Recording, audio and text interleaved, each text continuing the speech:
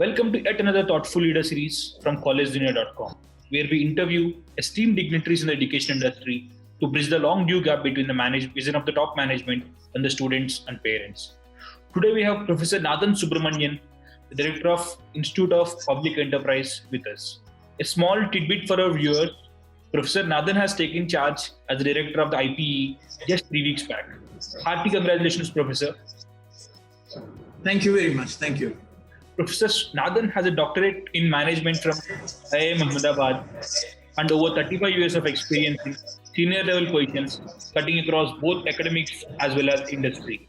In his last academic role, he was a programming director at Warwick Business School, University of Warwick, UK, which is one of the leading business schools in the world. In previous academic roles, he has held positions such as Area Chairperson, Marketing Area in IIM Ahmedabad, Head of Executive Programs in Westminster University, UK, Visiting Professor in SDA Bocconi, Italy, Visiting Professor in Essex, France, and Visiting Professor in several Australian universities such as Macquarie University, University of Western Sydney, and Canberra University. Professor Nathan has also worked in industry for nearly 2 decades and held senior level management positions at the international levels in organizations such as Coca-Cola, Telstra, Kantar Worldwide, Reader's Digest, and DDB Mudra. His roles in these organizations entailed working at the global level, including across Australia, China, the US, and India. Professor Nathan brings with him a rich combination of academic and industry expertise gained in senior leadership roles across many countries and continents. Welcome to the interview, Professor. It was a pleasure. It is our pleasure having you. Thank you for accepting our invite. Thank you very much, Mr. Rajesh, for that very kind introduction.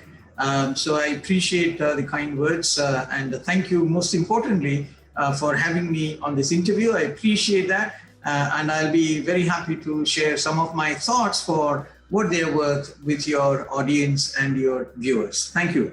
Sure, Professor. Thank you. Professor, here's my first question. You have held key positions at both industry and academia throughout your professional career.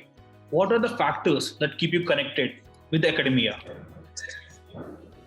Sure. So, firstly, I really enjoy teaching. I enjoy teaching. I just enjoy the process of teaching. Apart from that, it gives me a tremendous sense of satisfaction in the sense that I feel I'm giving back something to the students. You know, these are the students who are eventually going to become the leaders of tomorrow. So I feel I'm giving back something since I've acquired so much from my predecessors, from my teachers, from my educational institutions. I just feel, that satisfaction while giving back.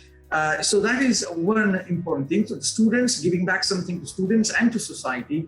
The second factor that keeps me connected to academia is just the intellectual environment of academia, where you have an environment where people can pursue things which they like to pursue in terms of the spirit of inquiry and research, new knowledge. In industry, you don't get the time for that because it's always about making decisions here and now, and you've got to move on. Whereas in academia, you can actually reflect and think about things and pose those new questions, which you can then go and research about. So research gives you the opportunity to push the frontiers of knowledge and also to keep track of the contemporary thinking and the latest knowledge in any particular field. So these are some of the factors that really keep me connected to academia and motivated to sort of keep switching between academia and industry. And as you pointed out, even while I've been in industry, I've for long years been also teaching part-time alongside my industry goals. Quite interesting, Professor. Professor, being the director of IPE, what is your philosophy of leadership? How would you describe your leadership style? Okay, thank you. So the way I see it, and as you again, going back to what you mentioned, because I've also been in industry, so one of the things you very quickly realize is that in any leadership role, you have to work in teams. You have to provide a facilitative environment. So these are some of the key things. There's very little, no matter how good you are, no matter how talented you are, no matter how smart you are, there's very, very little you can accomplish by yourself as an individual. Okay, if I may take an example from another field like sports, for example, you might be the best dribbler in the world. in football, for example. Okay, but no matter, even if you're the best dribbler, it doesn't mean you can win matches, because if you have to win a match against another team, you still need that center forward. You still need the defense positions. You need the right flank. You need the left flank. So you can only win as a team. And if you solely because you're an excellent dribbler, if you say I'm going to defeat competition by myself, that will never happen. So it's very much like that. So when you're in any leadership role, whether it be in IP or elsewhere, my philosophy is therefore to take a team approach where you're really bringing out the best from the people around you, and then together you're achieving whatever it is that the organization is set out to achieve. And that then takes me to the next point in terms of my leadership philosophy, which is about being facilitative. So I see my role as a leader to really facilitate all the talented people around you, to enable them to bring out the best in that team, so that you're together working, keep them motivated, and achieve what you're looking to achieve. I think, and therefore I would say one of the things is to seek opinions and ideas, no matter how smart you are. Again, going back to what I was saying, when you talk to people, you always pick up a couple of extra things, even the quietest paid person in the room. So I also always like to consult and seek opinions and views from everybody. Eventually, I would make my own decision. But in that process, I make sure I'm consulting people and getting opinions. And the fourth aspect of my leadership style is I tend to be a very evidence-driven person. So yes, opinions matter, gut feel matters, but before reaching that point of that gut-based decision-making, I tend to rely quite heavily on metrics, and I take a data-based approach. So that is quite important to me when I'm making decisions. Okay, Professor. Professor, any insights into how IPE could be more welcoming to students of different backgrounds or different races, different economic backgrounds specifically? Sure, thank you. So that, it is the need of the hour, isn't it? Everywhere, in India, globally. So I'm really happy to say that, IPE actually considers that as one of its most important objectives. And we try to have that reflected in every area, in our student recruitment, in our faculty, and so on. So we already, in fact, have one of the most diverse in terms of the best track records, one of the best track records, I would say, in terms of the diversity, whether it be students from disadvantaged backgrounds in terms of economics, or economically disadvantaged background, whether it be gender, or whether it be from based on caste, and so on. So we do try to make sure that's addressed in a number of things we do. Just to take a very recent example, even in our board meeting, we were looking at scholarships, and we said, how do we use scholarships to try and increase that diversity? So we're looking at it strategically. So whereby we say, how do we bring in people who might otherwise really make excellent students and excellent citizens of tomorrow, but are disadvantaged in some way, whether again, going back to what I said, whether economically, whether gender, whether, disabilities, physical disadvantage, and so on, or caste and so on. So we are now looking at scholarships as again, an example where as a strategic tool to try and increase that diversity. It's also a factor we look at in our admissions, also qualitatively, apart from using actual affirmative type decisions. So yes, it is reflected quite strongly in our approach when we try to make varieties of decisions. Okay. Professor, what do you think are your roles and responsibilities to the IPE and the students? Okay, so as I see it, my roles and responsibilities towards IPE, there is some overlap, but towards IPE and towards students is not exactly congruent. Although there is some overlap. Reason being, IPE has many stakeholders. Although, arguably students are one of the most important stakeholders, if not the most important stakeholders. So certainly there will be overlap, but there are other stakeholders like our staff, there's society, there's our faculty, there's government, and so on. In terms of IPE as an institution, maybe I will talk about that first and then talk about what I see as my roles and responsibilities towards the students. So when it comes to IPE as an institution, my role, as I see it, would essentially be to provide an appropriate vision and set the directions in terms of objectives for IPE in the short term, medium term, and long term to ensure that those objectives, when achieved, they translate into that long-term vision and mission that we are looking to achieve. One of the things that needs to be done in that process, in terms of which will be part of my roles and responsibilities, would be to ensure that I bring together the right kind of people, the right kind of knowledge, and the right kind of resources. So it's a combination of people, knowledge, and resources that will enable us to achieve those objectives. So that would be a big part of my role and responsibilities towards IPE as an institution, to ensure we are going in the right direction by bringing in these enablers without which we can't sort of really get where we are trying to get to.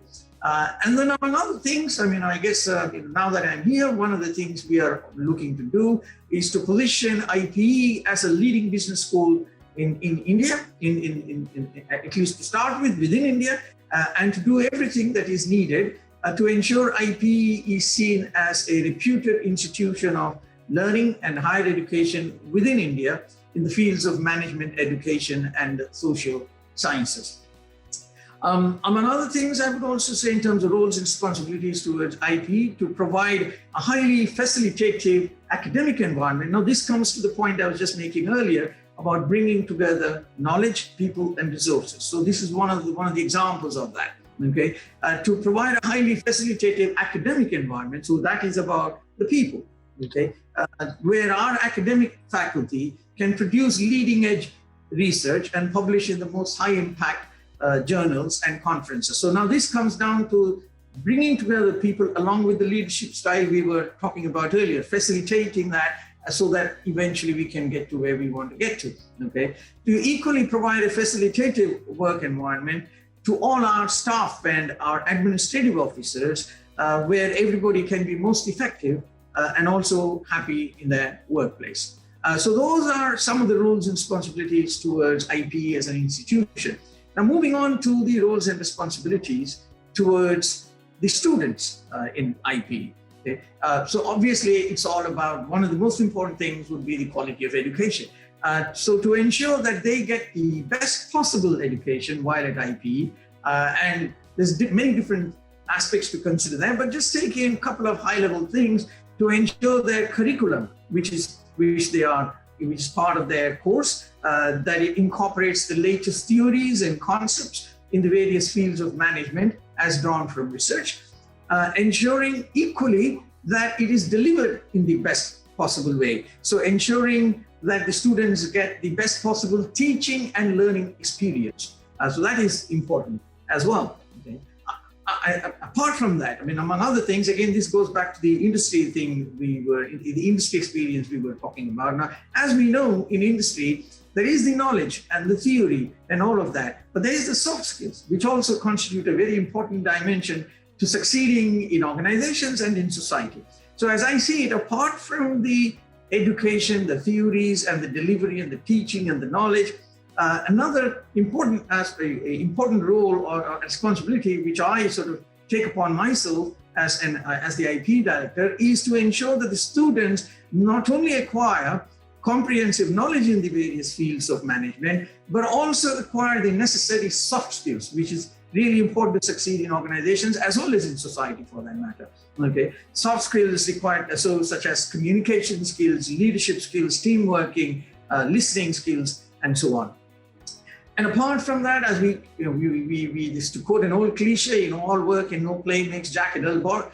So we really want to ensure that well-rounded experience. So to ensure that the students get the best possible experience while on campus, including sports and other extracurricular activities, okay, ensuring they evolve into well-rounded individuals ready to take on responsibilities in society, because we are preparing them for society. It's not just about being a manager, it's about being ready for society, okay? And last but not least, as as IP, as an institution, and as well as in my role as the director, obviously once the students are here, our role, one of our responsibilities also is to ensure the welfare and well-being of our students once they are here and while they're studying at IPE. So these are some of the roles and responsibilities, high level, towards students that I can see. Right, Professor. Thank you. That brings to me the next question.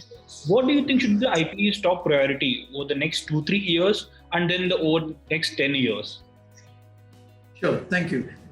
Okay, so now I was just referring to the vision and the objectives. So I guess some of this, the priorities would really be a function of that. Okay, now we do have a good vision at the moment, okay, which we have articulated. But obviously it's a work in progress. I mean, so a vision cannot be static because society is evolving, technology is evolving, competition is evolving. So your vision also has to evolve to reflect that. Okay. So our vision now currently is to become an institute of choice for management education and social science and contribute to the excellence of organization and society. So this is our current vision. But as I just mentioned, we are in the process of modifying that vision, expanding its scope, and making it a little bit more contemporary to reflect the directions in which society is moving. So that is a consultative process. So I am in the process of consulting colleagues in IP and sort of articulating that vision and taking it further. So what I can say now, although that vision is still a work in progress, in terms of objectives, that's fairly, there's a reasonable level of clarity around that.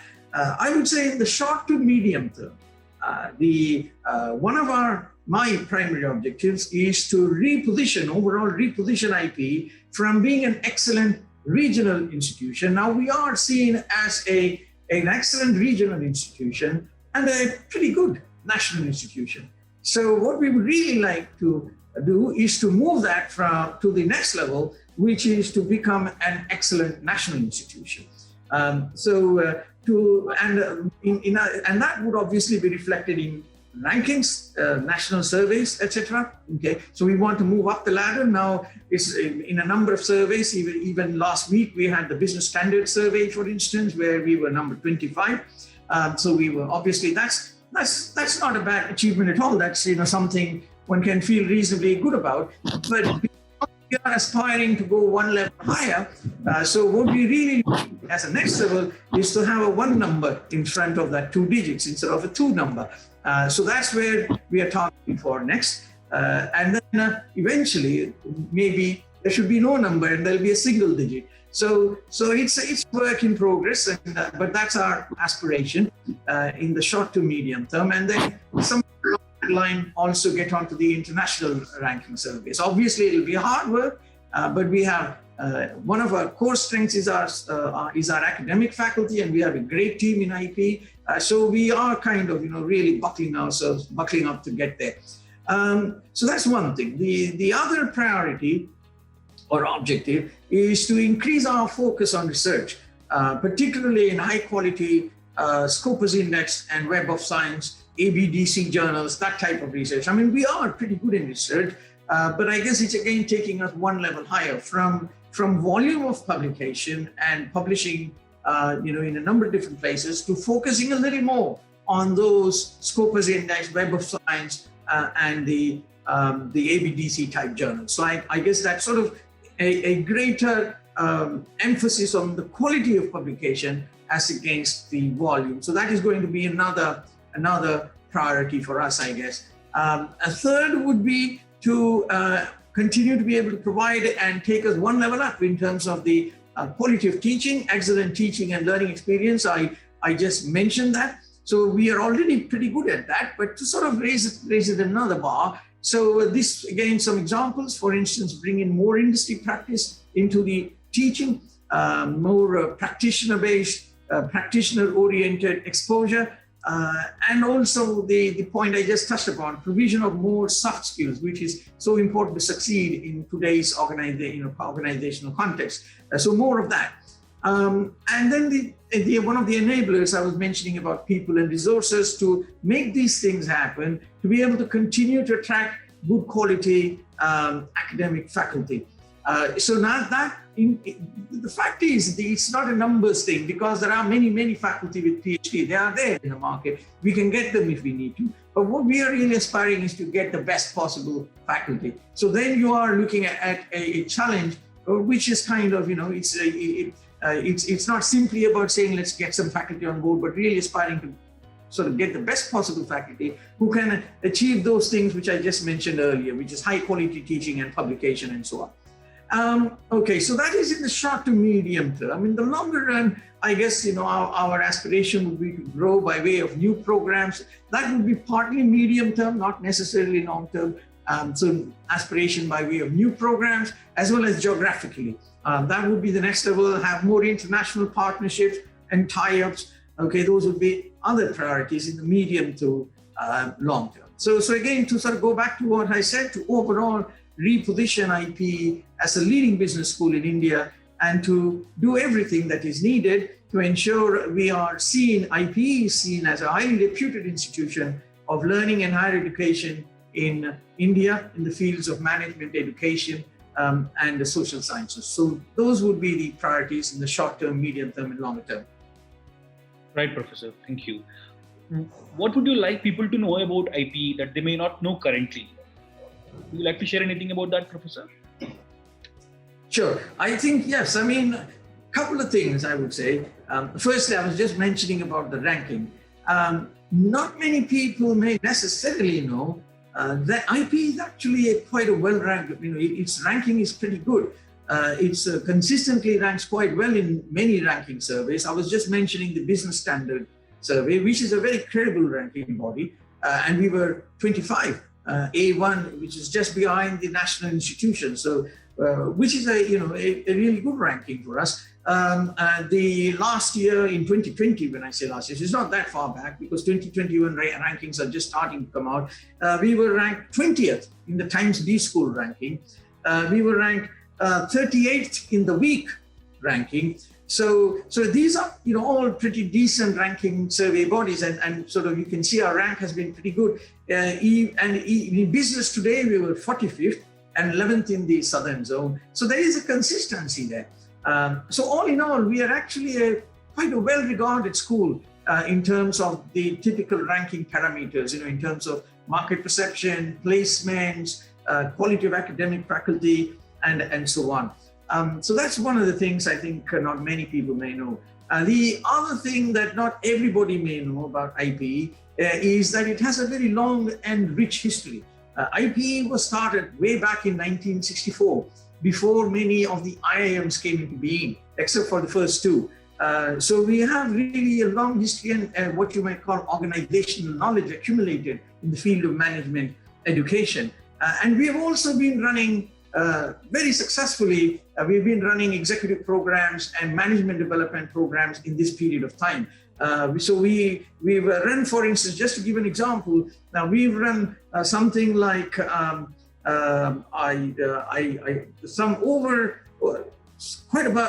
1,000, I was just looking at the number, over 1,000 management development programs in this period of time, which is more than what many business schools can boast of, frankly, and covering over 50,000 practicing executives. And they all are, we get, even last week, we had diversity in management, this is just last week, and we had something like 30 participants nationally from many leading banks and, a number of other national organizations like HAL and so on. So I'm just picking a couple that sort of coming to the top of my mind. So I think that again speaks for our academic faculty and the strengths we have in that area.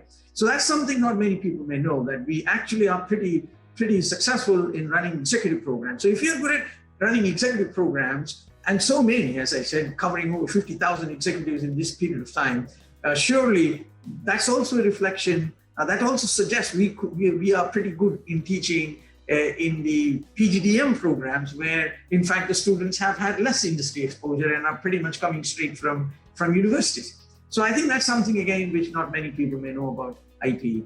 We've also trained many IAS and IFS officers. Many programs have run training them as well. So that's again something not many business schools may be able to boast about. I think those are some of the things I might highlight. Right, Professor. Thank you. What do you see as IPE's greatest strengths? Okay, I would say as on date, I would say our greatest strength is the quality of our academic faculty. We have some really good academic faculty in IPE, and that's why, as I was saying earlier, I see my role now is to create a facilitative environment where such brilliant group of people, such good faculty can actually flourish and bring out their best, and then taking us to the next level. So I think that's one of our greatest strengths. I mean, almost all our faculty have PhDs. Many come from some of the finest institutions in India, including IIMs, like I'm myself from an IIM, from IIM Ahmedabad. From IITs, we have faculty from IITs, we have people from BITS, Pilani, we have people from many other highly reputed regional institutions like what used to be called the RECs or today called the NITs, and so on. So, and really good universities as well. Okay, so that is a really good strength we have. Many of our faculty publish in Scopus Index journals. Just last month, we had at least 4 or 5 published in Scopus Index journals, and some of them in really highly ranked journals. In A, B, D, C, I was just mentioning, one of them was in an A-level journal, which is even by international standards, leave alone national standards, people really aspire to get into those A journals. It's not easy. And we had one just in the last month. So I think that is our greatest strength. So, high quality publishing, conferences, I see sort of teaching, academic faculty, quality of academic faculty, teaching quality, and the research and publication. So that I would say is our greatest strength, and therefore provides us a very strong foundation to take IPE to the next level. In terms of other strengths, so that is one of the core strengths, I would say. We also have a very strong governance system. IPE has a very strong governance system. So for instance, we have a board of governors where a very strong board of governors, eminent luminaries in our board of governors, people holding very high level positions, either currently or in the past. Our president or the chairman of the board, he's an IAS officer, but he was the chief secretary of Andhra Pradesh, and he has held many very senior roles in boards, including, for instance, in RBI and so on. Okay, we also have people. For instance, Mr. Mohandas Pai. He was one of the founders of Infosys, and he's on the board of Manipal Institute, and so on. So we have a number of board members who have held very senior positions in industry, in academia, and in the government. So I would say that our governance is another strength, apart from our high quality academic faculty. Right, Professor. Professor, you come from the industry background and you also come from the academic background. So what are some of the biggest challenges you see, both for higher education in general and IPE specifically? Sure. Okay. So some of the biggest challenges I see for higher education generally, and obviously some of them would also hold good for IPE, but I will also talk a little bit separately about IPE. So firstly, about some of the biggest challenges for higher education generally are, I guess partly we have seen, we had a discussion the other day about the impact of the pandemic and how that's affecting education. And I think some of those are going to become long-term permanent changes. So one is the impact of technology, okay, and particularly online education and the expectations around that, particularly after the pandemic. Now, I believe this has changed expectations permanently now, and it is very doubtful we will ever go back to what used to be before the pandemic. Student expectations will change, stakeholder expectations will change. So although we might go back to, of course, the offline learning and the campus experience, and those things are important, but almost certainly there will be an expectation that at least some of the teaching and the education will be online. So there will be almost certainly now a permanent move towards blended learning. So that will be one of the challenges and things we'll have to all permanently adapt to. In terms of other, challenges in the marketplace, is the market has become very dynamic and it is fast changing. So education has a challenge in trying to keep pace with that change in the marketplace. So just to give, this impact of technology and online was purely from a teaching point of view. But there are other real impacts in the actual marketplace, in the commercial world. Okay. So let me just give a very simple example. Even till 2 or 3 years back, okay, it was okay to be teaching mostly marketing communications, etc. Okay, and then you have a separate subject called digital marketing. Of course, in marketing communications, you might talk of social media marketing, you might talk a little bit around, SEOs and what have you. Okay, but then you have a separate subject called digital marketing, which often became an elective, and of course, it's often a very popular elective because students see that that's where the market is heading towards. Okay? But the reality now, and it has changed very, very quickly within a span of, internationally particularly, and I think that change is happening in India too. Okay, so within a span of 5 years, okay, you now, in fact, digital marketing is now marketing. So it is no more that an extra subject or the extra elective, that is marketing. So when you look at many large organizations and their budgets and where the marketing activity is taking place, it is in fact, particularly in the industry now, there's more of a spend happening on digital online spend rather than on TV. It has overtaken TV as the main medium. So that is a very significant change. And I'm just taking that as an example because I'm not certain that level of change is equally quickly reflected in the way education is imparted. So you don't necessarily see all of marketing being taught as if digital marketing is the central focus of marketing. So there is a lag between what is happening in the industry and the sort of time frame within which it gets incorporated into academia, into academics. So that is a second challenge because the market is changing extremely fast. Or take another example, retail. Retail is changing so fast that today, particularly again internationally, but it is only a question of, not a very long period, very short period before it becomes a big part of the Indian marketplace as well. But now if you see, the UK market where I came from, almost all grocery shopping takes place online. So it was all okay to talk about the wheel of retailing and all that even 3-4 years back. That's gone now. Everybody's shopping online. So that type of thing. So again, it means there's a wholesale change, a root and branch change in terms of, what needs to be reflected in academics. So there is that challenge because, it's too fast. And so academics have to keep pace with that. So I think that is another sort of big challenge, as I said, in addition to the impact on pedagogy, the earlier bit I was talking about online delivery, blended learning.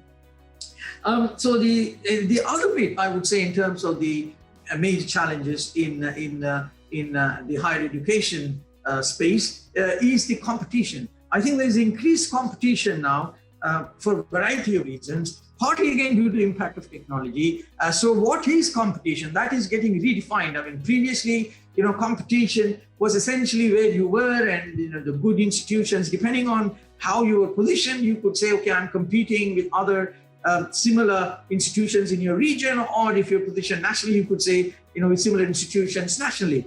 But today, you can sit in, a village somewhere in Andhra Pradesh, and you can subscribe to a relatively cheap MOOC or a relatively cheap Coursera course, which is not that expensive, from MIT or from Stanford.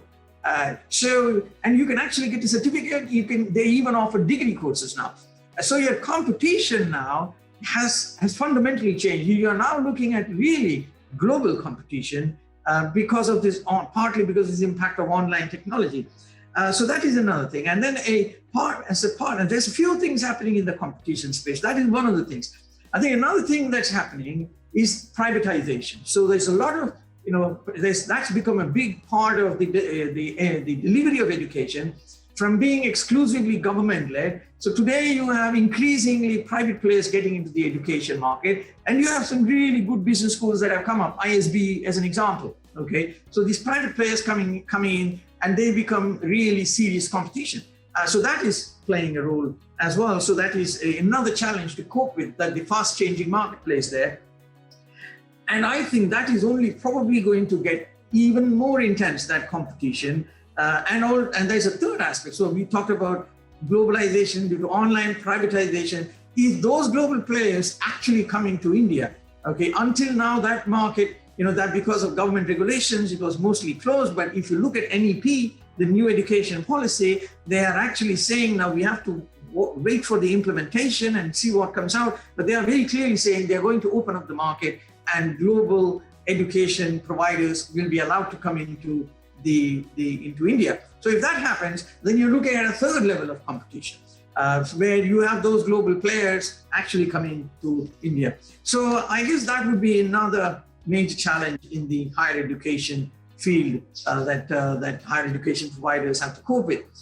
Some of the other challenges I think I kind of touched upon earlier is bridging the gap between the industry expectations and what the education industry is actually delivering. That partly goes back to those soft skills, etc., that I was talking about. As we all know, India produces vast numbers of MBAs, vast numbers of engineers, but the sad truth, which is much written about, much talked about, there's only a small percentage of them, maybe 10%, 15%, are actually market ready. A lot of them are not market ready, and it is quite sad to then see somebody acquiring an MBA degree and working in a clerical position, if at all.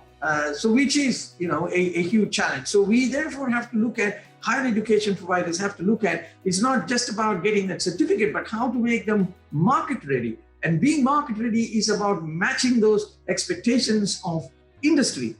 And a big part of that is, as I was mentioning earlier, acquisition of practical knowledge and also acquisition of soft skills, which I think is one of the biggest gaps in a lot of the education that is provided in India, the lack of soft skills. So that's another aspect. So coming now, so many of these will obviously hold good for all higher education providers, including for IPE. So moving on, therefore, to some more specifically focused IPE challenges, is going back to a couple of the things I mentioned earlier. We obviously want to sort of focus more on quality research publication, not just quantity. So it's not just about having 100 publications at the end of the year, which we can put in our annual report or in our website, but rather have just 6 publications or 10 publications which are in the highest quality journals, because that really creates impact. So I think that is one of the challenges we have, because only then can we really aspire to be in the top tier of institutions. And the other challenges I already talked about, excellent teaching, bring about the industry, more of the industry focus, provision of soft skills, I already covered that, and then attracting good academic faculty. We have good academic faculty, but if we want to grow, we need to continue being able to do that. And that, as I mentioned, there is a short supply. So all good institutions are struggling to attract really good academic faculty. So I think those are some of the more IP specific challenges, if you will. Thank you, Professor. It was extremely informative and educational on the problem. Thank you. So what are some of the plans that you're currently designing for IPE, or that you plan to design for IPE? Okay, so I think now this would probably overlap with one of the earlier questions where you asked me about the priorities for IPE, because it was that then transferred into the plan. So forgive me if I'm kind of repeating, but just very quickly, because it is essentially I've covered some of those points. But firstly, I would say it's still a work in progress, because we have to, I've just come in, as you know, so we are sitting together as a team and looking at, okay, how do we redefine our vision, and how do we get that reflected in the specific plans? But I repeat what I said earlier, that one of our very clearly one of our top priorities is to reposition IPE from being an excellent regional institution and a good national institution to simply being an excellent national institution. So that will be a very much a target and a goal that we're looking to achieve. And so in that process, to further improve our rankings, to our performance in ranking surveys, and eventually aim to participate in international rankings like AACSB and EFMD, as I mentioned earlier. And also in terms of the plans to bring about mechanisms in our internal systems, because ultimately you need some actual mechanisms to make that happen, whereby there is a greater thrust and focus on those high quality publications, which will mean which will mean a more impact in terms of the kind of research that is produced, Scopus Index and ABDC, etc., which I mentioned. And I also touched upon the teaching and the excellence in teaching through more industry focus, more student feedback, important. Take that feedback on board and see how we are living up to their expectations. Okay, provision of more soft skills, make them market ready. So those would be part of the plan. And then of course, keep continuing to attract good quality academic faculty to enable all this to happen. So I think those would be some of the plans. Sure, Professor. Professor, any suggestions you would like to give to the current youth and the aspiring students? Yeah, I was just talking this morning to somebody and I was saying, look, when we share our, tips and suggestions on this, it's not necessarily based on what you did right, particularly if you have lived a long life, but very often based on what you did wrong. So based on what I did wrong, I'm able to share, saying, look, don't do this. I did wrong doesn't mean you do wrong, I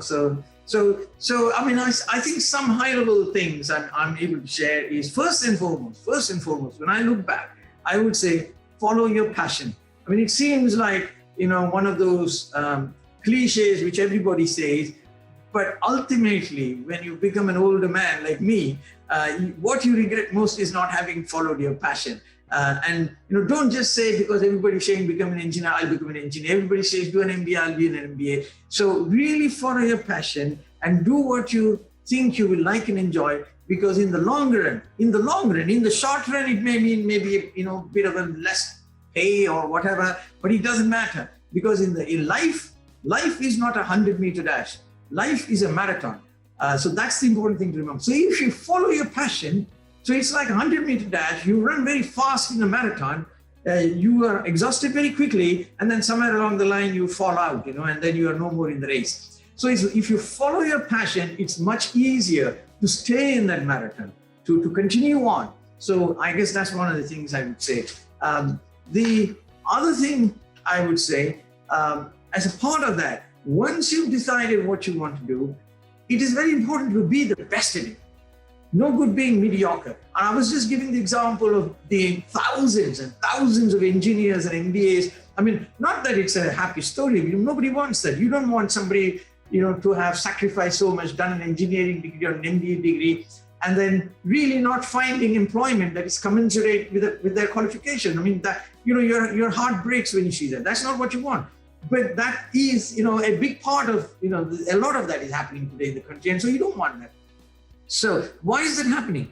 Because you're not the best at what you've chosen to do, or so what you did. So and you did it. Why did you do that? Not because you chose to do it, but because everybody else said you should do that.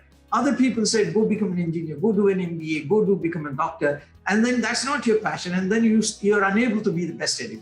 So what I would say is, if you choose something which you really like and love, then it's easier for you to be the best at it. And if you are at the best at it, success will come, 100% guaranteed. If you want to learn Sanskrit, be the best at Sanskrit, and I guarantee you, Harvard University will come chasing. You won't have to apply, they will come chasing, okay? I'm sure you've read these stories about if you're really good at coding, okay, how Google goes and looks around and hires people without any qualifications, because they can see somebody's doing something and then out of the blue, they approach you and say, look, this person is fantastic in creating a web page, they have done something and they identify and then, they bring you on board even though you have no qualification at all, because you're so good at it, okay? So I would say be the best at it, So if you are the best cook, I was telling my cook the other day, he was saying, I haven't studied much. So I'm saying it doesn't matter. If you really become the best cook, you can earn more than me. The top chefs, they make massive amounts of money. If money is important to you, is all I'm saying. Okay. So I would say be the best at anything you choose to do, and success will come chasing after you. Be the best poet, be the best footballer, be the best artist, but don't choose to be a mediocre engineer or a mediocre doctor. By all means, be the best doctor. That's great. Be the best engineer. Okay, so be the best at anything. Be the best Sanskrit scholar. Be the best at anything you choose to do. So I think that's the other thing I would say. The third thing I would say in terms of my suggestions to young people, that goes back to some of what I said earlier. the sad reality. I shouldn't say sad, but because I'm saying sad because not everybody. I think there's not enough of a recognition of that amongst many people, particularly young people, is that success in any area, whether it be organizations, whether it be society, whether it be politics, even if you're an artist, doesn't matter, poet, doesn't matter what field it is, okay? That a big success, one of the key requirements in any field is soft skills. So even if you are the best poet in the world, okay, you have to be able to, share that with other people in a way where people want to listen to you, okay? So that they recognize that you're a really good poet. Okay, you might be the best musician in the world, or you might be the best writer in the world, but if you create the music sitting in your room, nobody would know you're the best musician. Okay, if you create, write the best article in the world in research or something, you made a breakthrough and you put it in your cupboard. I've seen that happen with geniuses even. I mean, I've had, come across a couple of examples. Write some real path-breaking work and put it in your cupboard. Nobody would know it's there. Okay, so the soft skills are very important. Or even, so that is, I'm just talking of success, but that's not just about success.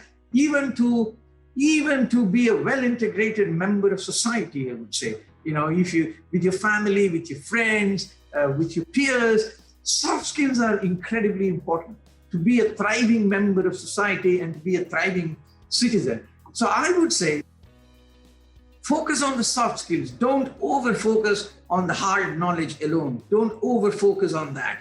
That is, if you're good at it, fantastic. That's a huge extra asset for you. But what you cannot compromise on is at least having some level of soft skills, like communication skills, team working, leadership skills, listening skills. Now, not everybody may be good at everything. Doesn't matter. Firstly, you can train yourself. Secondly, you don't have to be good at all that, but you need some basics like communication and team working, without which it's very hard to thrive in any environment. So I would say acquire those skills, persuasion skills, because no matter what you're good at, that will always help you, is what I would say. So that's another thing. The fourth thing, because of the way in which the direction in which society is going, I think we all recognize this. So it's kind of saying something which is not new, be tech savvy.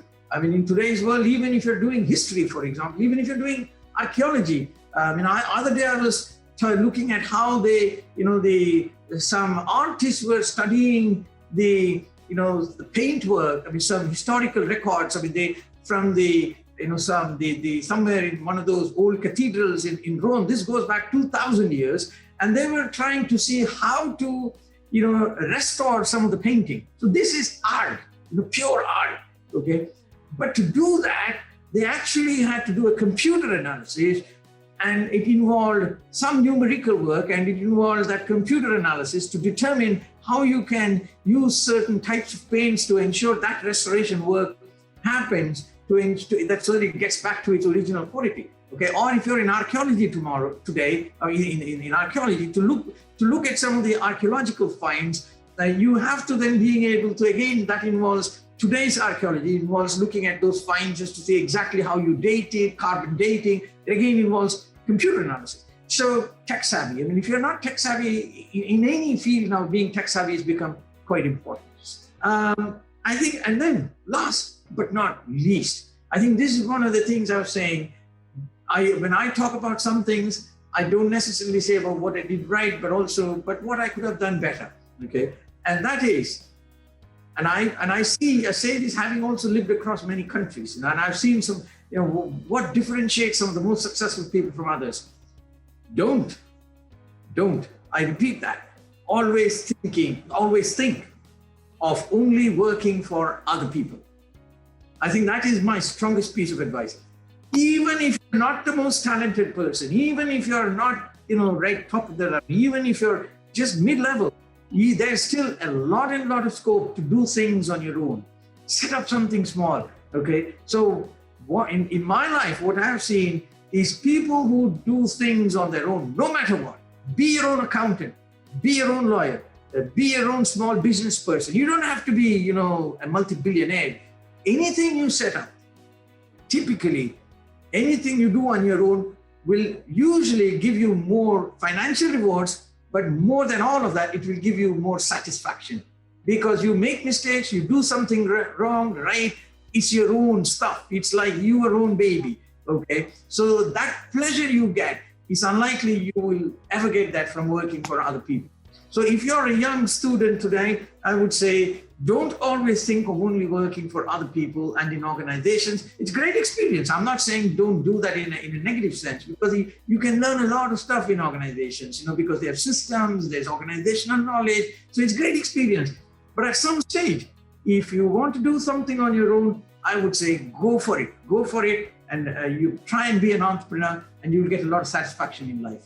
So I think that would be my advice to today's young people. Thank you so much, Professor, for sharing your life lessons. They were extremely, extremely insightful. And I'm sure our viewers will actually find the interview insightful. I really appreciate you taking the time out and sharing your thoughts with us. Thank you for doing this for us, Professor. Thank you. Thank you, Mr. Rajesh. It was a real pleasure talking to you. I appreciate the platform that you provided on College Dunia, and I know College Dunia is also doing some fantastic work in terms of enabling institutions to have admissions. So thank you for having me on this and for asking me such insightful questions. Thank you very much.